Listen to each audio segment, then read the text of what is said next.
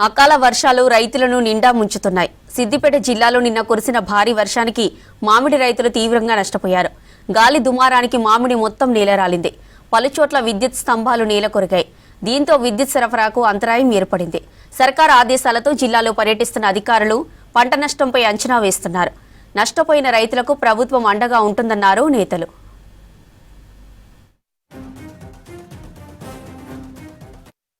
కురవటం వల్ల ఈ మన మామిడి తోటలు బాగా రాలినాయి. ఇక్కడ ఈ రేగొండలో మన మల్చిరుతంలో చూస్తే బాగా అప్రూట్ కూడా అయినాయి మొక్కలు.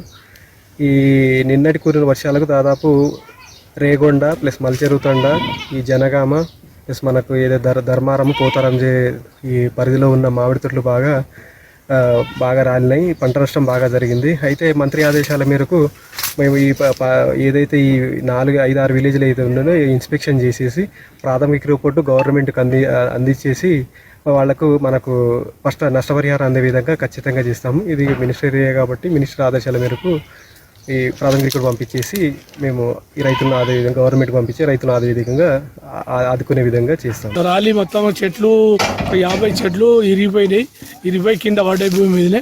అవి మళ్ళీ నిలవడానికి కూడా అరస లేదు. 10-13 సంవత్సరాల నుంచి చెట్లతోనే ఆధారపడి ఉంటున్నాం కాబట్టి నాకు కొంత నష్టపరిహారం కట్టియాలని గవర్నమెంట్ దీన్ని ఆదుకోవాలని రైతులను ఆదుకోవాలని